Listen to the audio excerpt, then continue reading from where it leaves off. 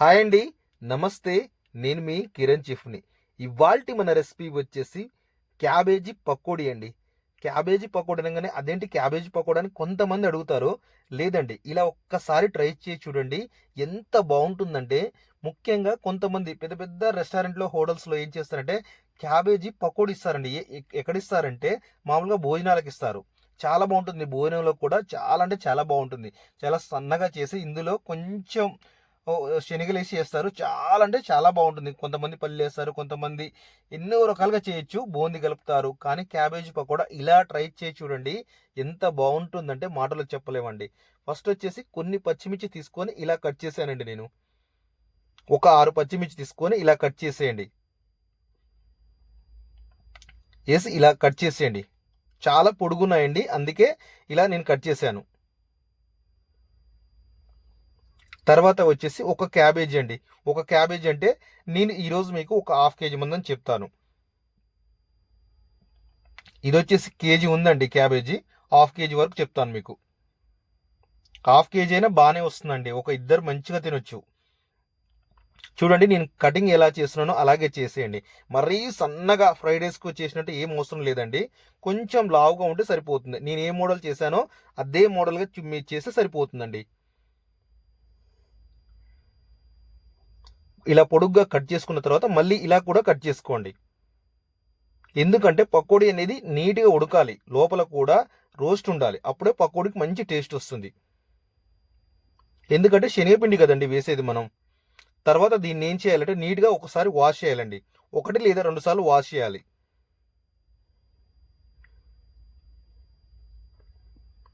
Wash చేసి ఒక holes ఉన్న జలిగినలో అలా ఒక 5 నిమిషాలు అలా సైడ్కి ఉంచండి. ఒక హోల్స్ ఉన్న జల్లిగిన తీసుకొని సైడ్కి అలా ఉంచండి, సరిపోతుంది. ఇప్పుడు మసాలాలు ఏమేమి పడతాయో చెప్తానండి. చాలా బాగుంటుందండి, ఒక్కసారి ట్రై చేయండి క్యాబేజీ పకోడీ. ముఖ్యంగా భోజనాలకు చాలా మంది ఇస్తారు. చాలా హోటల్స్లో ఇది చాలా ఫేమస్. ఒక 1/2 టేబుల్ స్పూను సాల్ట్, ఒక 1/2 టేబుల్ స్పూన్ పసుపు, 1 టేబుల్ స్పూన్ కారం,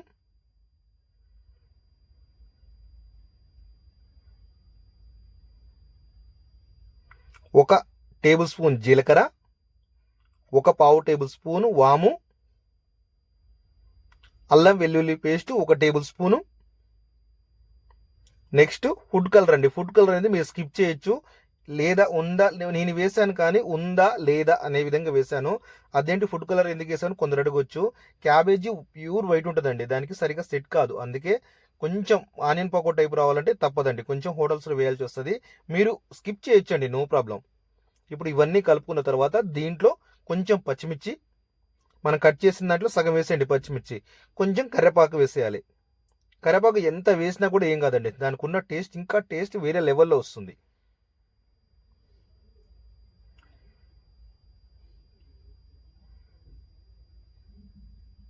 ఇవన్నీ కలిపాం కదండి, దీంట్లో ఒక 10 నుంచి 12 టేబుల్ స్పూను శనగపిండి వేసేయండి.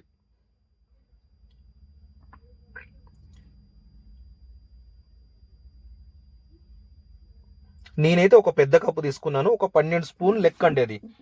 నా లెక్క వరకు అయితే 12 స్పూన్లు వేసి ఇలా బాగా పిసకండి. బాగా పిసికి, ఇంకొక విషయం, క్యాబేజీ కలిపిన తర్వాత కూడా నిల్వ ఉంచొద్దండి క్యాబేజీ. ఎందుకంటే క్యాబేజీకి నుంచి వాటర్ అనేది ఎక్కువ వస్తుంది. కాబట్టి క్యాబేజీ కలపగానే వెంటనే పకోడీ అనేది వెంటనే వేసేయండి. ఆయిల్ బాగా వేడి కావాలండి. వేసే ముందు ఇలా వాటర్లో ఒకసారి చెయ్యి తడుపుకొని ఇలా ఇలా ఒక ముద్ద తీసుకొని ఇలా చిన్న చిన్న పీసులు వేసేయాలండి. అందులో ఒకసారి చెక్ చేసుకోండి, ఆయిల్ బాగా వేడైంది అనుకోండి. ఇలా చూడండి, వెంటనే వేయంగానే పకోడీ వేయంగానే పైకి వచ్చిందంటే ఆయిల్ బాగా కాగినట్టు. ఇప్పుడు వేసేయండి. చల్లగా ఉన్నప్పుడు పకోడీ వేస్తే ఏమవుతుందంటే పకోడీకి అనేది చాలా ఆయిల్ పడుతుంది, అంత టేస్ట్ రాదండి. ఎప్పుడైనా సరే ఇంకొక విషయం, సాల్ట్ విషయంలో కూడా కాస్త జాగ్రత్త వహించండి. ఎక్కువ అయితే చాలా ప్రాబ్లం అవుతుంది. అందుకే తక్కువ వేసుకోండి. వీలుంటే ఒక 1/2 టేబుల్ స్పూన్ ఇంకా తక్కువ వేసుకోండి. ఎందుకంటే పకోడీ మించి సన్న ఉప్పు అనేది మళ్ళీ మనం వేసుకోవచ్చు. కాబట్టి కాస్త జాగ్రత్త పడండి. ఎందుకంటే సాల్ట్ ఎక్కువైతే ఏ ఫుడ్ కూడా మనం తినలేము. ఇది అంత స్పైసీ ఫుడ్ కూడా కాదు కాబట్టి చెప్తున్నానండి.